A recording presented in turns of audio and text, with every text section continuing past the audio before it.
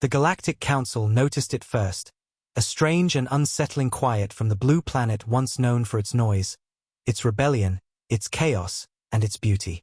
Earth, the home of the humans, the world that had sent its kind across the stars with nothing but courage and stubbornness, had gone silent. There were no war transmissions, no trade requests, no diplomatic messages filled with sarcasm and charm, no signals of life at all. Trade routes that once bustled with Terran freighters and escort ships went dark. Human colonies stopped answering communications, and even the Terran embassies on alien worlds sealed their doors overnight. No explanations. No warnings. Nothing but silence. At first, the galaxy celebrated. To them, it was peace. The loudest, most troublesome species had finally stopped shouting. The humans, who had always stood at the edge of war and peace alike, had vanished without a single shot fired. Many believed it was the end of humanity's chaos. But as the days turned into weeks, and weeks into months, that silence began to grow heavier, spreading through the stars like a storm that had no sound, no wind, only weight. The first to notice the unease were the traders who had depended on Terran markets. Human goods had always been strange but desired, metals refined beyond any known process, food that lasted centuries, medicines that healed faster than logic could explain. Suddenly, all of it stopped coming. Fleets sent toward the Sol system never returned. At first, officials blamed pirates, then solar radiation, then a communications failure.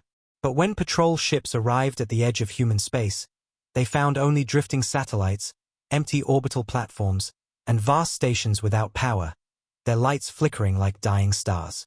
There was no wreckage, no battle, no signs of struggle, just abandonment. Entire cities on Mars and Europa lay quiet, machinery still running as if expecting someone to return. It was as if humanity had simply stepped out of existence. The quiet was unnatural, more terrifying than any war cry humans had ever given. Within the council halls, alien delegates argued endlessly. The Varnak Dominion believed humans had finally destroyed themselves, consumed by their own wars. The Keeler hierarchy insisted that humans had discovered faster-than-light transcendence, moving beyond the physical plane. But the oldest of the species, the ones who had fought beside humans during the Galactic siege, said nothing. They remembered human eyes during war, tired, sorrowful, determined. They remembered the way humans spoke of peace not as surrender but as a break between storms. Those veterans looked into the empty data feeds from Sol and felt something ancient stir inside them. Fear. Because they had seen what happened when humans grew silent before. It was never peace, it was preparation. Across the galaxy, strange rumors began to spread. Some miners on the edge of asteroid fields swore they saw human ships, old models, long outdated, appearing for moments and then vanishing into darkness. A cargo pilot claimed he received a distress call from a human voice near Titan Station. But when rescue arrived, there was nothing. On distant colonies once owned by Terrans, machines still worked without power sources. Lights glowed in ruins, and voices whispered through static.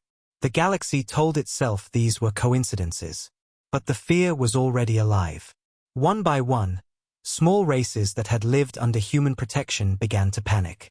Without the Terran fleet, pirate lords rose again, old empires claimed lost territories, and the balance of the galaxy began to shift. The humans had been wild, unpredictable, and stubborn, but they had also been the only species that stood between order and collapse. The Galactic Council, for all its arrogance, began to realize how dependent they had been on humanity. The humans were the ones who built the most advanced medical stations, who mined the hardest rocks, who maintained peace with a mixture of diplomacy and barely concealed threat. And now, with them gone, the fabric of the galaxy began to tear. The Council sent expeditions to the Sol system, but each ended the same way, silence. Ships would enter human space and never report back. Drones showed only fragments of ghost cities, empty orbital rings, and a strange shimmering field surrounding Earth's orbit. The few transmissions that came through before signal loss were filled with static and a sound like whispering wind. Scientists dismissed it as interference. But the soldiers who heard it swore it sounded like voices. Millions of voices whispering in unison. Months passed. The council grew desperate. They sent one of their greatest minds, a Zealon named Dravik Tern, to analyze what remained of human data archives. Dravik had spent centuries studying Terrans and often said they were a species of contradictions, capable of horror and kindness in equal measure. As he sifted through old transmissions, he found the last recorded message from Earth's ambassador to the Council. Spoken in calm, steady tones, "We gave warnings. We gave peace. You took both for granted. The silence that follows will not be mercy." That single line echoed through the Council chambers like a curse. Soon, the silence began to haunt every world. On planets that once thrived with trade, production stopped. Automated systems failed in unpredictable ways. Only those designed by humans remained functional. Even alien children began to whisper Terran songs in their sleep, songs no one had taught them. Some said it was the ghosts of humanity. Others said it was memory embedded in the very stars. Whatever it was, it felt alive. And the silence was no longer just absence. It was presence. A quiet so deep it seemed to listen back. The Council convened an emergency summit. The great chamber of the Celestial Hall buzzed with unease. "We must assume they are preparing for something," said the Phelan Prime Minister, his crystalline body flickering nervously. "Humanity doesn't vanish. They hide, they watch, and then they strike." Another delegate, a scaled warrior from the Graal species, slammed a clawed hand on the table. "If they return, we'll be ready this time." But the older races shook their heads. A frail Illuvian scholar rose and spoke softly. "You cannot be ready for humans. They are not predictable. You cannot understand them because they do not understand themselves. That is their power." The room fell into silence, the kind that mirrors the one filling the galaxy. Then came the first real sign that something was wrong. A fleet of Council patrol ships entered the Sol system again, this time equipped with ancient human-built AIS designed to resist interference. For the first few hours, their signals were clear. They reported approaching Earth's orbit, noting a strange shimmering aurora around the planet. Then the transmission changed. The commander's voice trembled as he said, "We're seeing cities, lights, movement. But our scanners say the surface is empty." Static followed, then a final whisper, "They're still here." After that, nothing. The fleet vanished. No wreckage, no escape pods, nothing. Fear turned into quiet mourning. For the first time, even those who hated humans began to speak their names with a kind of reverence. Statues of Terran soldiers were cleaned. Museums reopened their human exhibits. The Council passed a motion to declare a day of remembrance for the species that built and broke the galaxy. But even as they mourned, deep inside, everyone felt it. The silence was not the end. It was waiting. Across the stars, machines once touched by human hands began to awaken. A derelict mining rig on Delta V sparked to life, humming old Earth melodies. A cargo beacon near Alpha Centauri sent out coordinates that led nowhere. On every world where humans had left a mark, lights flickered at the same moment, synchronized like a heartbeat. The galaxy's greatest scientists tried to explain it, but the old veterans knew. It was the same rhythm human soldiers used when marching into battle. Humanity's silence wasn't peace. It was the drum before the storm. The Varnak Empire, growing bold, tried to seize former Terran colonies. They sent massive fleets to claim them as their own, confident there was no one left to resist. For a few days, they succeeded. Then, one night, every ship in their fleet received the same message, a single phrase in Terran Standard, "Do not enter the grave of giants." Seconds later, the fleet's systems failed, lights flickered, and every vessel was left adrift, powerless. When scavengers arrived, they found no bodies. Only empty uniforms floating in perfect formation, facing Earth. Now the silence became unbearable. Planets that had once laughed at humans now held prayer ceremonies, asking for their return. Children looked at the stars and asked, "Where did the humans go?" No one could answer. The Council tried to suppress the panic, but their efforts were futile. The galaxy could not stop dreaming of Earth. Blue oceans, green lands, golden sunsets. All of it haunted them like a memory they couldn't forget. Even the most advanced telepaths said they could feel echoes, like whispers carried on solar winds, saying, "Wait." Years passed, and the silence never broke. But something within it began to change. The stars around Sol grew dim, as if veiled by something unseen. Long-range scanners picked up strange energy pulses resembling Terran weapons, but no known fleet moved there. The Council began to fear that humanity had discovered something far beyond galactic science. Some believed the humans had ascended, becoming beings of light. Others whispered that they had retreated to build weapons so powerful even gods would tremble. The truth was unknowable, and that made it worse. Dravik Tern, now an old scholar, spent his final years gazing at the night sky. In his final log entry, he wrote, "They were never our enemies. They were our teachers. We mocked them for their chaos, but it was their chaos that gave meaning to our order. And now, without them, we are empty." When his body was found, his hand was still pointing toward the faint blue dot of Earth. His last expression was not fear, but longing. The silence of Earth became the greatest mystery in galactic history. Scientists called it the vanishing. Poets called it the gentle war. Generals called it the waiting storm. But across every world, one truth remained: humanity's absence had changed everything. Even without firing a shot, they had reshaped the galaxy once again. Empires fell, peace turned fragile, and even the most arrogant races began to whisper the same question: what if they return? And somewhere, beyond the reach of scanners, beyond the edge of known space, humanity watched. They listened to the galaxy that once feared them, now trembling under the weight of its own guilt. They had not abandoned it. They were simply waiting, preparing, ensuring that when they spoke again, the stars would remember why silence is sometimes more terrifying than war. Because humanity had never truly been gone. They were the silence itself, the kind that comes before dawn, before the first heartbeat of something unstoppable. And when they returned, the galaxy would finally understand the meaning of that silence, the one that began with no war, no words, and only the quiet promise of what was still to come. The whispers of fear began spreading like wildfire across the stars, a quiet panic that no council decree could suppress, because fear of the unknown was stronger than reason, and there was nothing more unknown than humanity's silence. Every race had fought them once, traded with them, or stood beside them in wars that had reshaped the galaxy. But no one had ever known a time when humans simply disappeared. Without their ships moving through trade lanes, without their voices on the comm frequencies, the universe felt emptier, colder. Pilots began to swear that they saw Terran shadows in deep space, half-glimpsed shapes that vanished when sensors turned toward them. Miners reported ghost signals that matched human transponders thought lost centuries ago. An engineer on a distant outpost claimed he heard music through the static, a human song about stars and home. Officials laughed it off, called it superstition.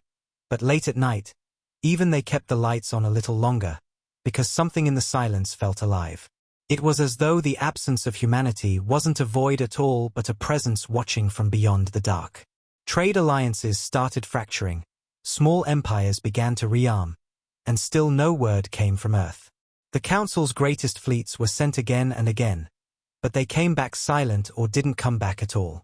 Whole convoys vanished near the Terran frontier, leaving behind only drifting debris fields that told no story. When one research vessel returned, its crew had gone mad, repeating the same words over and over: "They are listening." The recordings were classified, locked away, but the words spread anyway, whispered in bars, in academies, in bunkers. They are listening. They never left. The galaxy that once mocked humans for being unpredictable now trembled at the thought of what their silence meant. Because every race remembered that humans had never been known to retreat without reason. Their quiet had always come before something catastrophic. The longer it lasted, the more the silence itself became a kind of weapon, seeping into the dreams of those who had once ruled over them. Whole civilizations began performing rituals to honor the vanished species, hoping that respect might protect them if the humans ever came back. Others tried to erase all record of them, terrified that even their names carried power.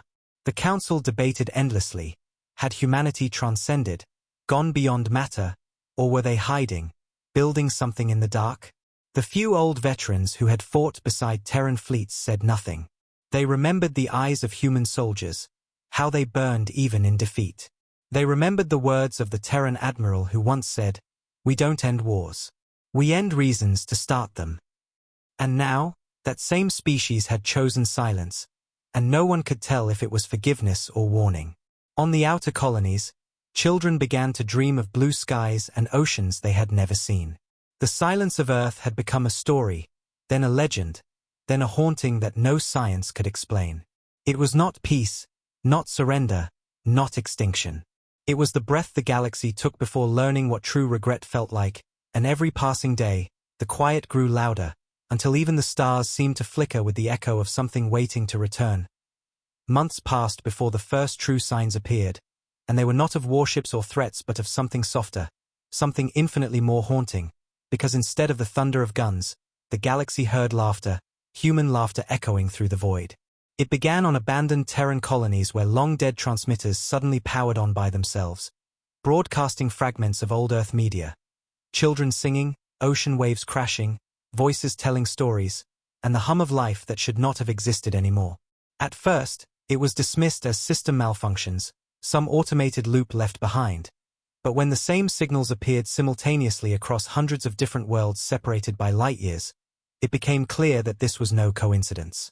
Every transmission ended the same way, with a phrase spoken in calm Terran standard, "We remember." The Council called emergency sessions.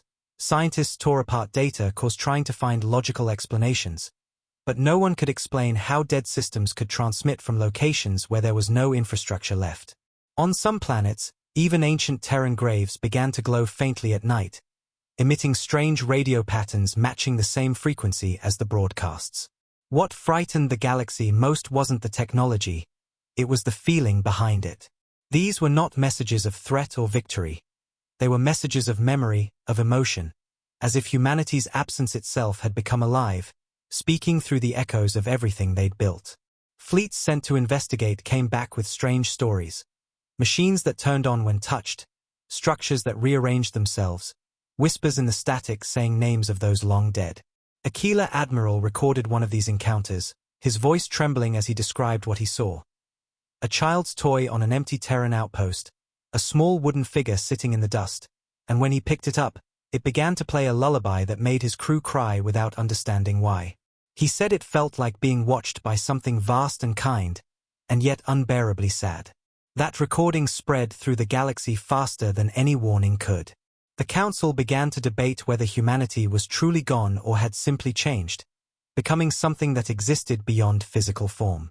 Some called them ghosts, others called them gods, but no one dared to call them extinct anymore. Then came the second wave of signs. Across old Terran space, derelict warships once thought abandoned began to move, slow and steady, their lights flickering weakly like the heartbeat of a sleeping giant. These ships did not respond to hails, did not attack, did not even acknowledge the presence of others. They simply drifted, rearranging themselves into strange patterns that matched ancient human constellations. Scientists tried to decode it, saying it was just coincidence, but the oldest species recognized the shapes. Heroes from Terran mythology, the ones who symbolized sacrifice, endurance, and hope. The galaxy began to feel it again, that familiar unease that came before every major human event. Only this time, there was no declaration, no demand, no negotiation. The humans were speaking through silence and symbols, and it was terrifyingly effective. Soon, outposts near the human border started reporting interference. Entire systems would lose power for hours, and when they came back, all their archives would contain new files. The files were always the same: images of Earth, sometimes of children running through fields, sometimes of soldiers saluting beside broken flags, sometimes just the oceans under sunset. It was as if humanity's memory had decided to flood the galaxy, to make everyone remember what they had lost. The Council tried to censor the material, calling it emotional manipulation, but it was too late.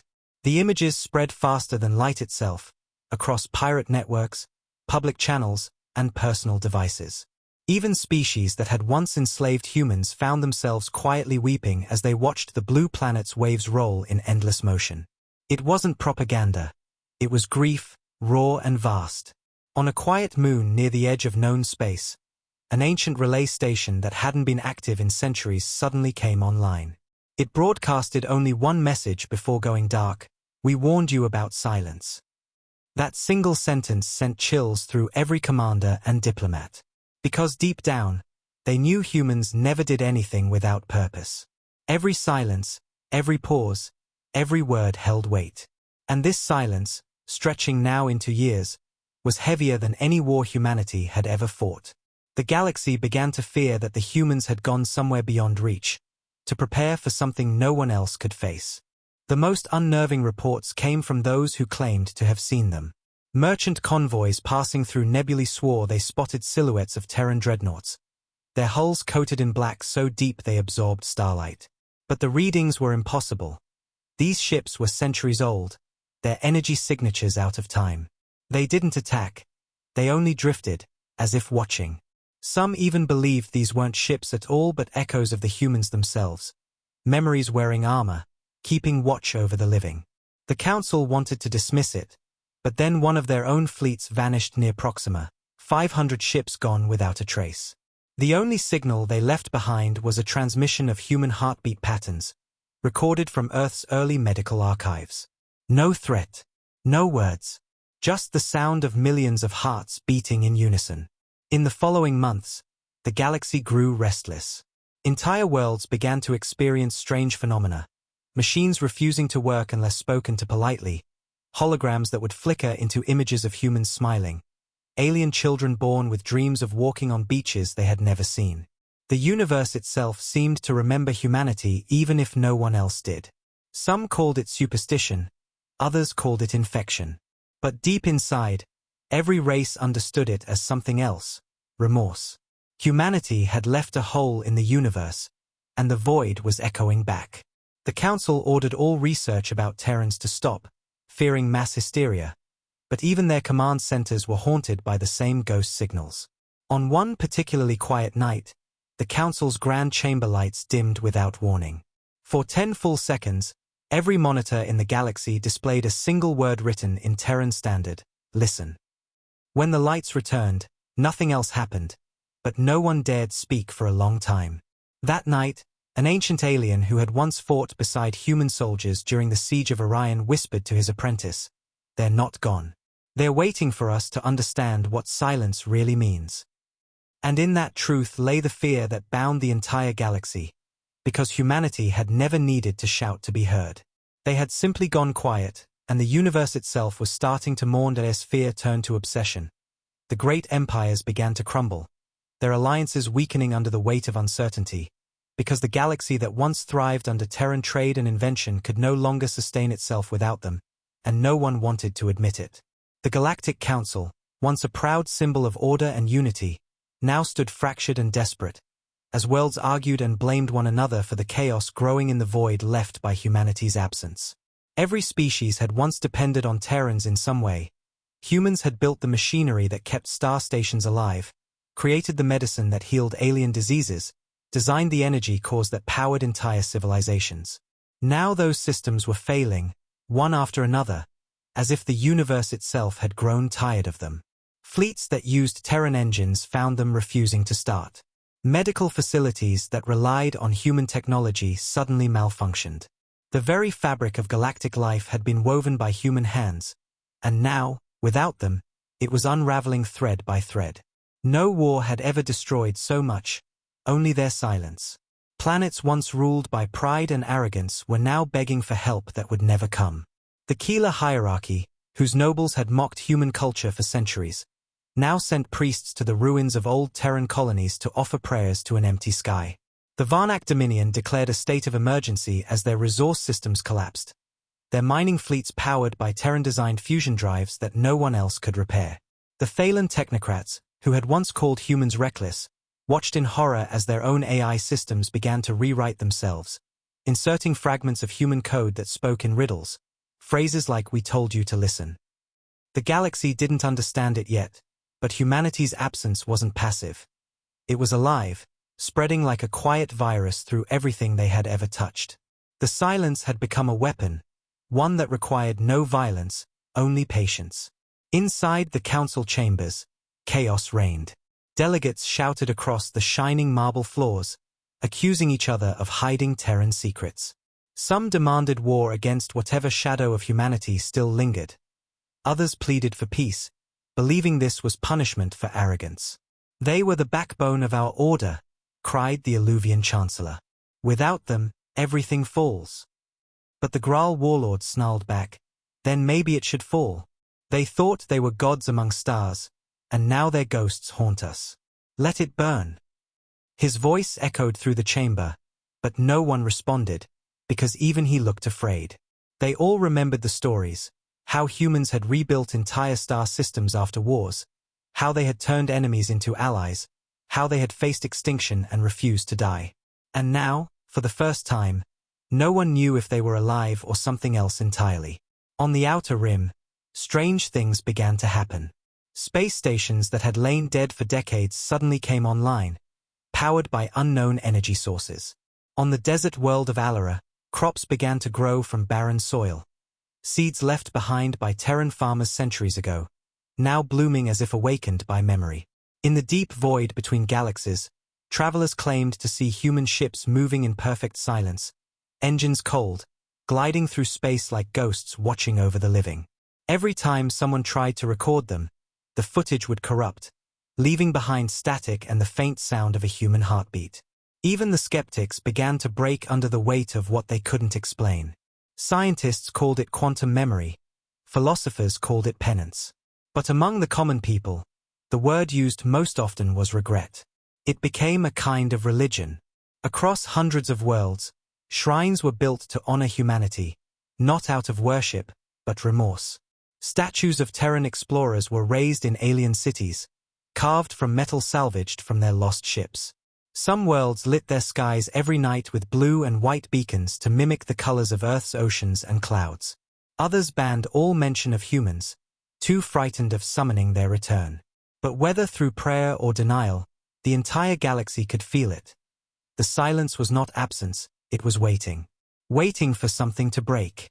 In the midst of this growing chaos, one ancient race, the Erendari, revealed a secret that changed everything. They admitted that millennia ago, humanity had given them a gift, a small device the Terrans had called the Key of Dawn.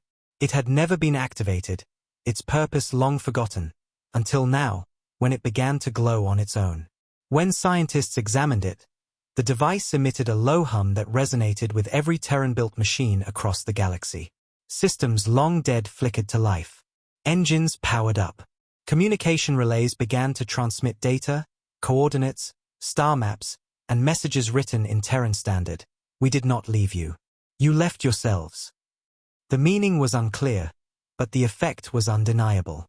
Entire planets fell to their knees, realizing that the humans had planned this, that their silence had been intentional, that they had left behind something far greater than themselves, a test. As the Council tried to decipher the transmissions, panic turned to despair. The once mighty empires began to break apart, each retreating into isolation. Civil wars erupted, old enemies reignited conflicts, and still the silence persisted. On worlds that had once laughed at humans, the silence became unbearable. Music stopped, industry halted, people spoke less. It was as if the very act of communication had lost its meaning without Terrans to argue, inspire, and challenge. The galaxy had been addicted to humanity's noise, their curiosity, their endless hunger for more. Now, stripped of it, everything felt hollow. By the end of the century, the Council was nothing more than a shadow. Its grand chambers stood mostly empty, dust gathering on the flags of once proud civilizations. The stars outside still shone, but their light felt colder, dimmer. The universe had not been destroyed by war, by plague, or by invasion. It had been undone by loss. A silence deeper than death had consumed it. And somewhere beyond the reach of senses, beyond the edge of known space, something was watching, something that understood exactly what was happening. Humanity hadn't vanished. They had simply stepped away to see what the galaxy would do without them.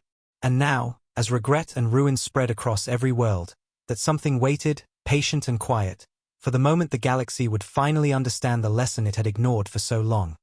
that there is no greater punishment than realizing too late what you chose to take for granted. Then came the echo, a signal that cut through every communication network in the galaxy, a single pulse so strong it reached worlds thought lost to time. And for the first time since Earth went silent, the stars themselves seemed to whisper. It was not a voice, not a message anyone could decode, but something far older, a vibration that made air hum, oceans tremble, and even the cold of space feel alive. Scientists called it a gravitational anomaly, priests called it divine, soldiers called it a warning, and all of them were right. The pulse carried coordinates, a point deep beyond the galactic rim, far past the known routes, a place no ship had ever dared to go. The Council, now desperate for meaning, assembled what remained of its fleets and sent them to investigate. Hundreds of ships jumped across the void, leaving behind a galaxy holding its breath. The journey was long, the darkness endless, but at the end of it, they found something that defied comprehension. A structure so vast it dwarfed moons, a colossal ring of metal and light floating in a field of silence so absolute that even senses failed to function. It wasn't a planet, nor a station. It was alive. Half organic, half machine, glowing softly with blue light that pulsed in rhythm, like the slow, steady beat of a human heart. The fleet approached cautiously, broadcasting peace signals, but the structure didn't react, not with hostility, not with welcome, only with stillness, as though it were listening. When a small exploration craft finally docked with one of its outer ports, what they found inside shook every belief the galaxy had ever held. There were no bodies, no guardians, no signs of life, only corridors filled with holographic memories. Human faces appeared in the air, speaking in thousands of languages, smiling, laughing, working, living. It was a museum of humanity, preserved perfectly as if time itself had been asked to stop. Every wall pulsed with data streams showing everything the Terrans had created: music, art, science, maps of stars beyond any known region. But what broke the hearts of those who entered wasn't the technology, it was the writing. Everywhere, carved into walls and glowing with faint light, were words written in hundreds of alien languages, each meaning the same thing: we left to protect you from what comes next. The Council delegation sent the message to every world, and chaos erupted. What did it mean? Protect them from what? Had the humans foreseen some great danger? Had they left to fight it? Or had they become the very thing they warned against? As the Council tried to decipher the structure's data, new signals began to pulse from it, sending waves of energy across light years. Each pulse caused strange disturbances throughout the galaxy. Stars flickered, black holes shifted, gravity rippled. It was as if something massive was moving through the darkness beyond the edge of the cosmos. And then came the second signal, clear, simple, undeniable. It was a human heartbeat, multiplied 1 billion times over, echoing across every planet, every ship, every mind that could hear it. For the first time, the entire galaxy fell silent together, united in terror and awe. Every being, from the smallest insectoid to the grandest council elder, felt it, not in their ears, but in their bones. The humans were still out there, and they were not alone. Soon after, the stars at the farthest edge of the universe began to dim, one by one, like candles being blown out by invisible hands. Whole sectors went dark. Fleets sent to investigate never returned. Long-range telescopes captured glimpses of shadows moving through the void, vast, shifting shapes larger than planets, darker than the absence of light. The Council's scientists said it was impossible. The priests said it was Judgment Day. But those who had stood within the human structure, those who had seen the message carved into the walls, knew the truth. Whatever was coming, humanity had gone to meet it first. The galaxy realized too late that humanity's silence wasn't an act of retreat. It had been a shield. They hadn't vanished to escape. They had vanished to protect. Then one night, every communication array in the galaxy lit up again. A single image appeared across every screen, every holopanel, every starship console, a view of Earth. It was no longer the world they remembered. Its oceans glowed like molten sapphire. Its skies burned with auroras that reached into space, and surrounding it were thousands of colossal shapes, black and gleaming, encircling the planet like sentinels. The transmission lasted only a few seconds, but in that moment, billions of beings understood the scale of what had been hidden. Earth was no longer just a homeworld. It was a fortress, an ark, and a warning. The Council, broken and desperate, tried to reach them. They sent fleets carrying messages of peace, forgiveness, and pleading for help. None returned. The only thing that came back was a fragment of audio, a human voice, soft but filled with sadness. "You are not ready to face what's coming. We told you to listen." That single sentence shattered what remained of the Council's unity. Some called for prayer, others for surrender. A few, maddened by fear, tried to attack the silent fortress of Earth, but their fleets vanished before reaching Sol, their systems erased from existence as if they had never been. Still, the structure beyond the rim continued to pulse, its rhythm steady, patient. And in its quiet hum, the galaxy began to understand something horrifying and beautiful. That humanity's silence had not been emptiness, it had been work, preparation, sacrifice. They had gone into the dark to fight something beyond comprehension, and the echoes now returning were not signs of doom but warnings from those who had taken the burden of the universe upon themselves. The Council issued a decree forbidding anyone from entering Terran space again. But even those who obeyed could feel it in their hearts, in the stars, in the very vibration of space. The humans were still fighting, somewhere beyond the veil of existence, and if they failed, the silence that followed would not be mourning, but extinction. Strange entities began to appear at the edge of known space, things that had no name, no form, no purpose that any species could understand, and the stars themselves seemed to recoil from their presence, light bending away from them as if the universe wanted to hide its face. The first reports came from the Trivar colonies near the Void Verge, where explorers claimed to see vast black silhouettes moving between stars, devouring energy, bending gravity, leaving dead space behind. Ships that approached them vanished into silence, not even debris left behind, as though erased from reality. The Council tried to deny it, to call it myth, but when an entire system disappeared in less than a day, its sun dimming like a candle in the wind, they could no longer lie. Panic spread faster than light. Every world looked to the old records, searching for patterns, for any clue to what was happening, and every trail led back to one name whispered in trembling tones: humanity. The same message from the structure echoed through data streams again and again. "We left to protect you from what comes next." It was no longer a warning. It was prophecy. Now the galaxy began to understand. Humanity had not fled. They had gone to fight.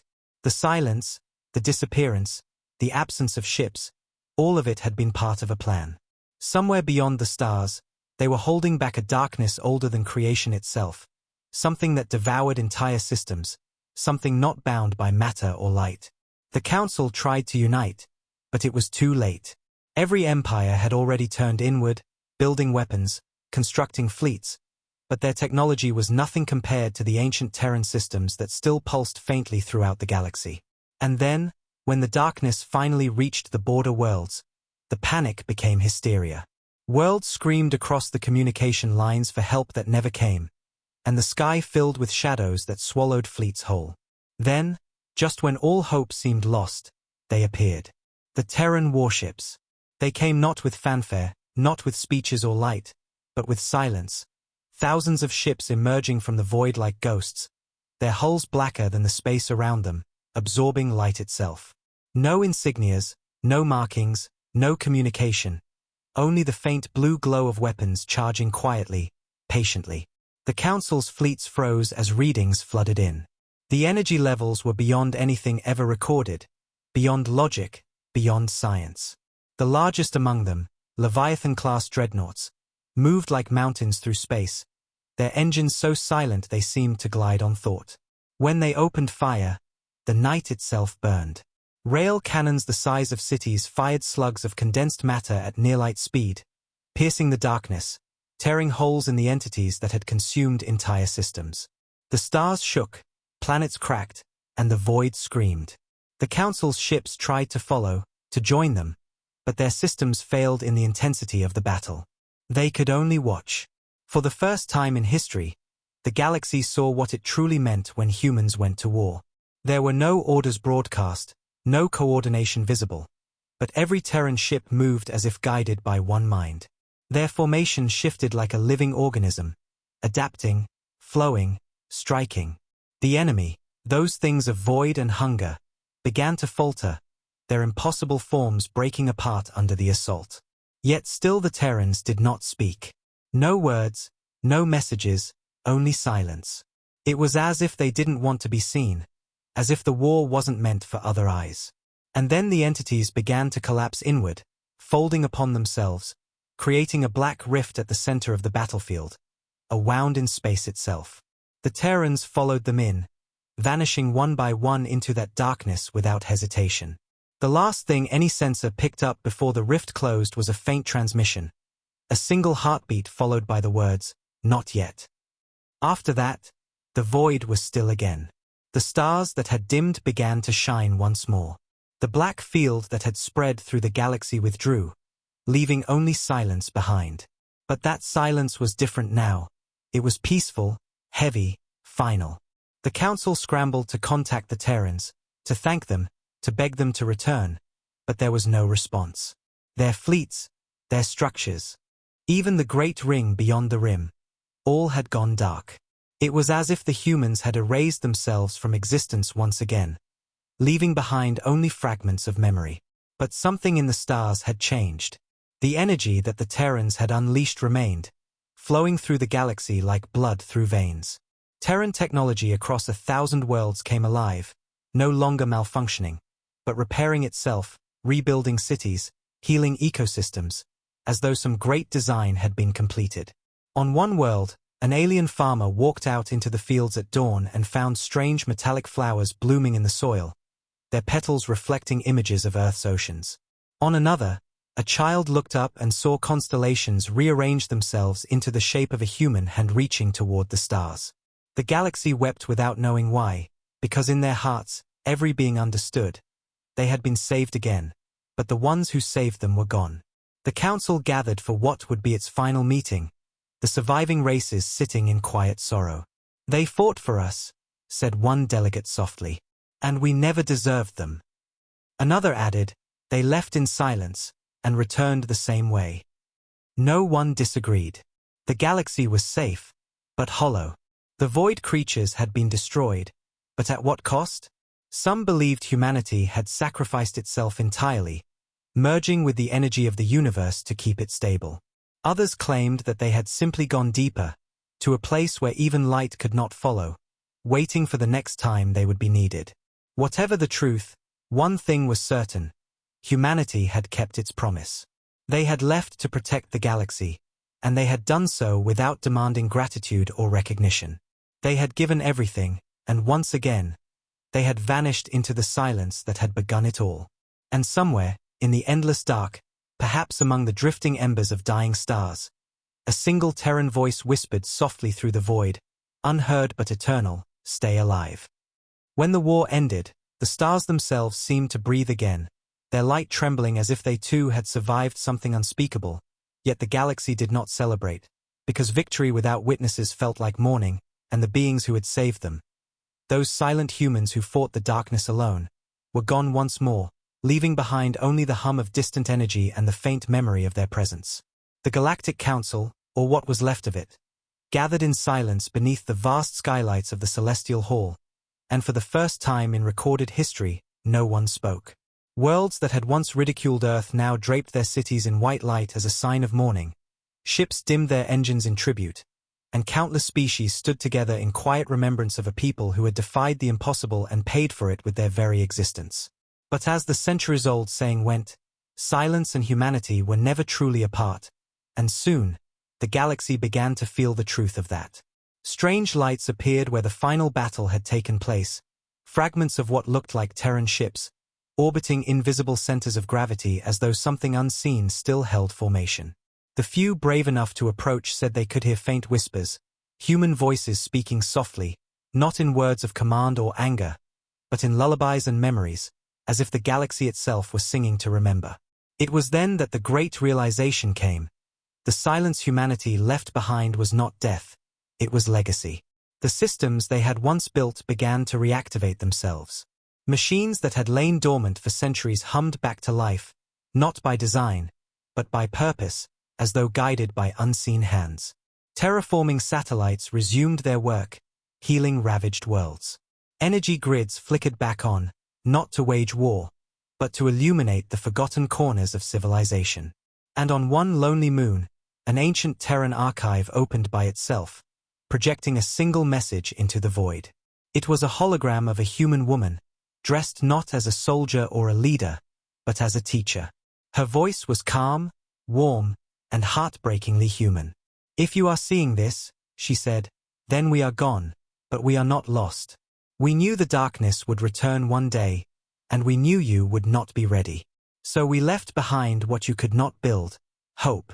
It's not in our ships, not in our weapons, not even in our bodies.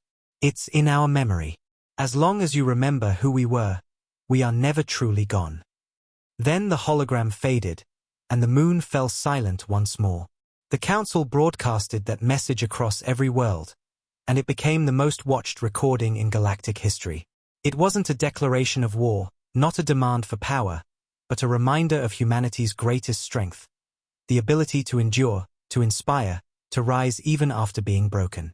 For the first time, the galaxy stopped looking at humans as destroyers or saviors and began to see them as the reflection of what all life could be. Monuments rose across countless worlds, each engraved with the same words found carved into the walls of the Terran structure.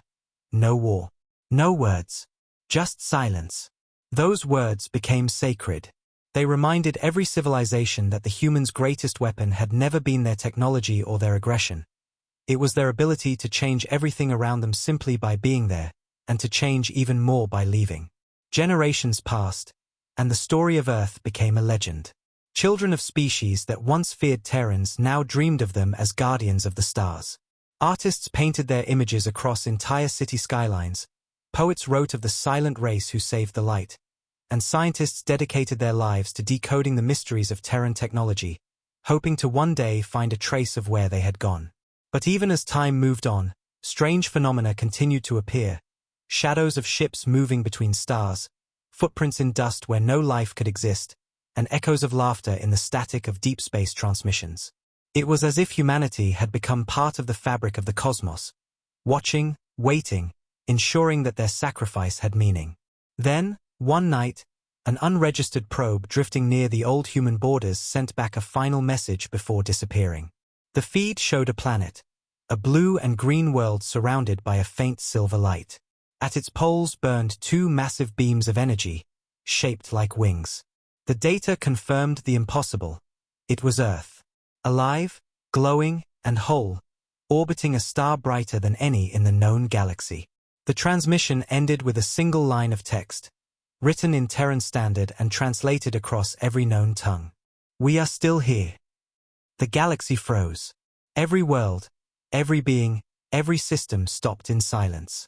The council gathered one last time, but no words were needed. They all knew what it meant. Humanity had never truly left. They had become something greater, something eternal. Their silence had been their promise, and now that promise had been fulfilled. From that day forward, every world celebrated a single annual event known simply as the Day of Silence.